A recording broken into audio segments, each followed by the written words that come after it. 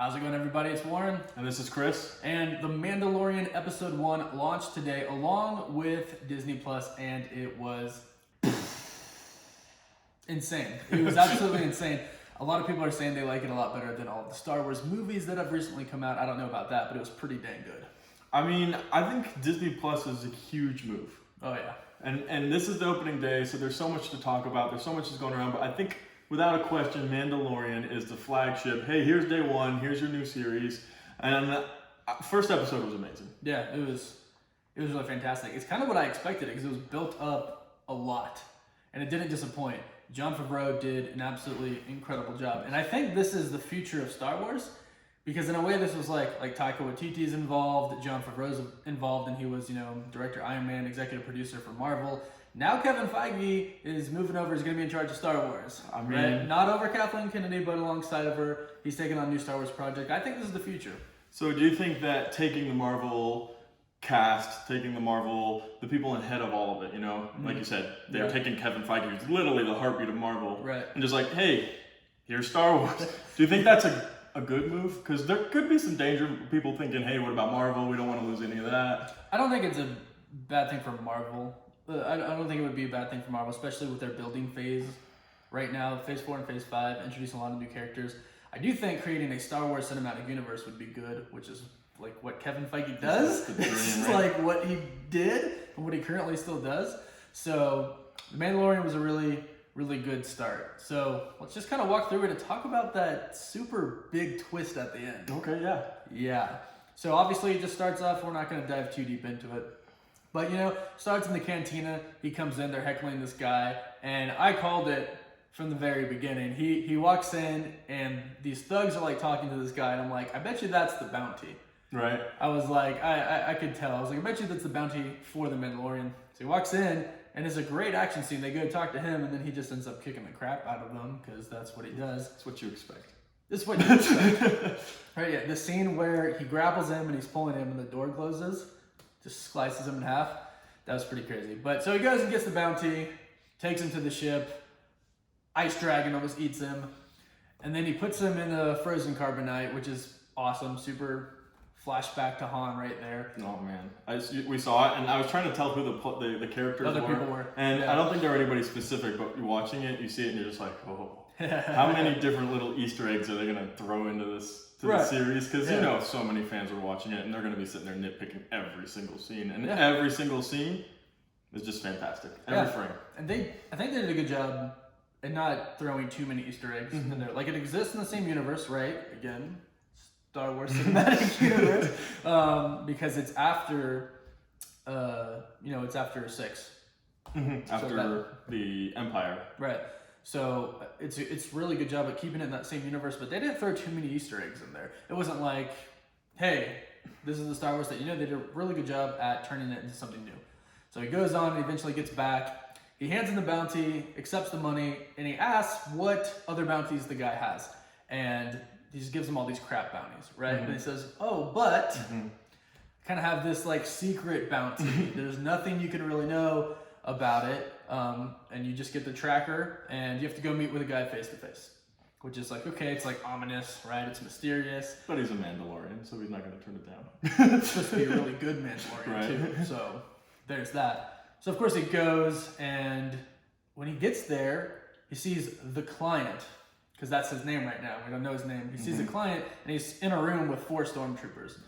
When they open the door, and you just see the 4, they're beating up the stormtroopers because Empire was crumbled out. So they're there, and they're just kind of holding their guns. Obviously, the first thing you think is, you don't know what to think, because you see these stormtroopers, and there's a guy at the desk. He's got his little medal, which I'm sure everybody noticed. Yes. And it's like, what's going to happen now? Right.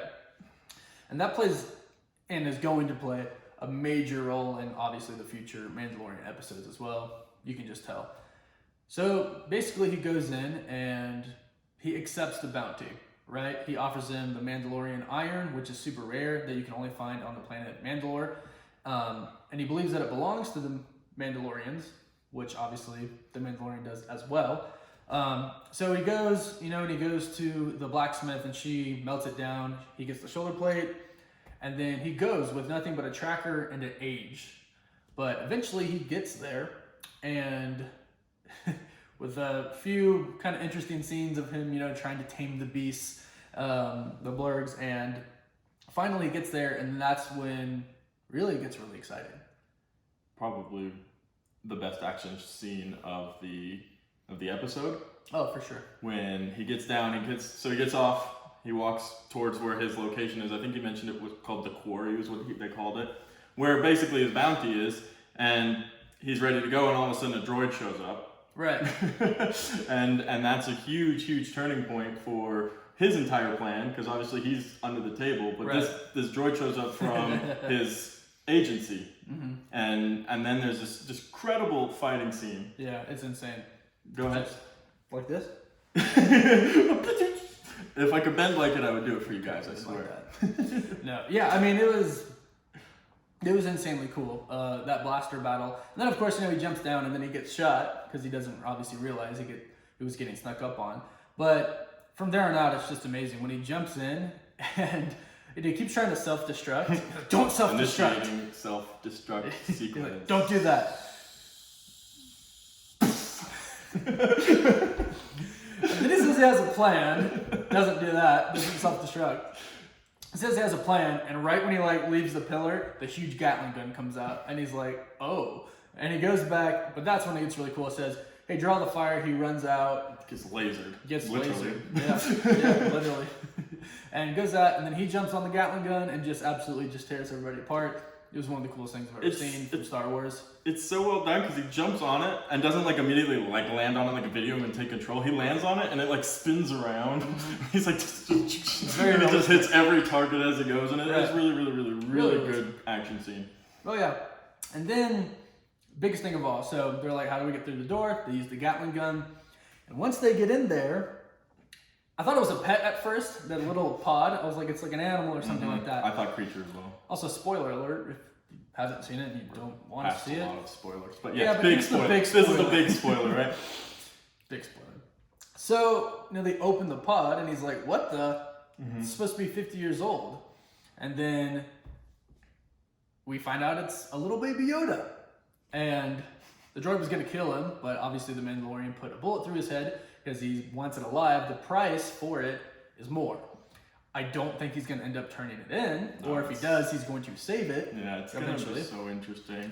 I think it's such an interesting twist that's going to leave fans, and obviously, it's the end of the episode. Right. So stops there. He's got this baby Yoda here. He's just saved. He's going to either turn it in or who knows what happens next. Right. But it's such an interesting spot to stop the first episode because you already know Star Wars fans are going to go nuts with this.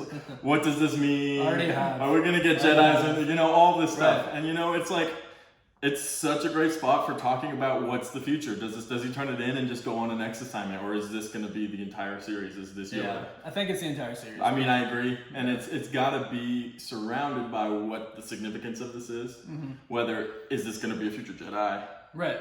And I think that's what it has to be, something like that, because the Yoda species, we don't actually know what they are. In Star Wars lore, they've never mentioned what the species is. That's why we're calling it just a baby Yoda. We have no idea what it's called. Nobody knows what it's called. If you prefer, we could call it fuzzy green thing. No? Okay. Baby Yoda it is. Baby Yoda.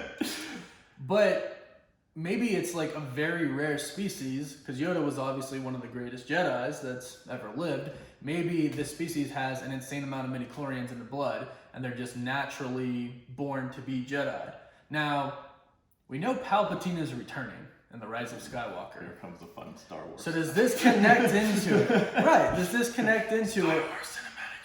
Star Wars Cinematic Universe. I'm saying. But so, if he's been behind everything, and the client is wearing an Imperial insignia with stormtroopers, does he still work for him? Did he hire him to hire the bounty hunter to bring in fuzzy green thing? No, that's actually the whole fun part of what is The Mandalorian. Right. And I'll bring it to this. Right before we sit down to watch it, Warren goes, I don't know how I feel about this not having lightsabers. Yeah. First off, how did you feel about it not having lightsabers, having seen it? Did you feel like it was Star Wars? Yeah, no, totally. Okay, cool. And then second is exactly that. What is your thought on Baby Yoda? Is he actually Yoda's spawn? Maybe not Yoda's. You don't think? That's the question. I mean, obviously we don't know, but Yoda's kid, not Yoda's kid, go now. This is it. The prediction for the huge ending, if it even matters. Sure, why not? Yeah. Yeah, we're going Yoda's kid. Yoda's kid here. You heard it first on this channel. It's probably 50-50 chance. It's like, how many Yodas are there? Right. So there's only one other girl. We'll call the Yoda species Yoda. There's only one other girl. She ended up not being canon to Star Wars though. So it's like okay. she's not. I didn't realize that. Yeah, it's not canon. So technically, she was never in. We're gonna call it the Star Wars cinematic universe. She's not in there. So did he? We don't know. We literally don't really know anything about the species. No, but it's so cool that they decided to throw that back. We saw in the Han Solo movie they brought back Darth Maul at the end. Now in the 9th episode, we're finally getting the big revelation that Palpatine's still alive. So they're bringing back all these little nodes. Yeah. And it's nice that they're throwing Yoda back in there. Right. And or at least his species, his kind, and it's a great growing point.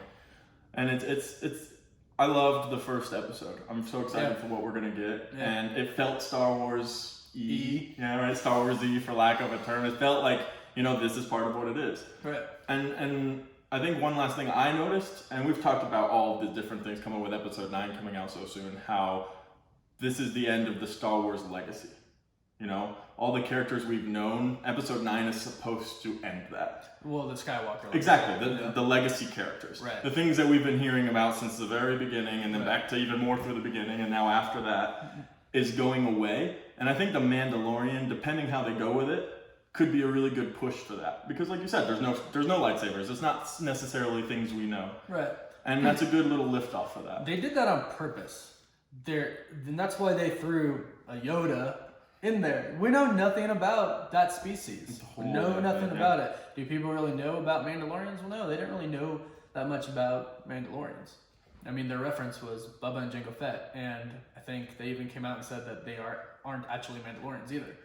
So really, characters that we really don't know that much about, and every character is like mysterious, like the client, like you know what I mean? Oh, I'm just gonna be surrounded by stormtroopers and wear the Imperial insignia on me, but you're not gonna know my name. Not until like the last season. We'll give it to Brett at the end, and it's going to be some huge game changer. And right. I really hope that's the route they go, and it's not just, hey, here's a one-off. So I mean, it's going to have some little nodes to it, but I think because of, like we talked about in the beginning, the whole bringing some of the Marvel people over and the direction and the mindset they all have, I think it's safe to expect or hope that it is going to be kind of this intertwining.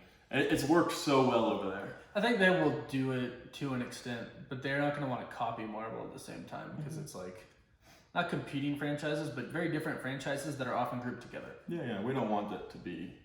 I mean, Same. how many years until we have the Star Wars Marvel Cinematic Universe where Darth Vader's taking out Thanos?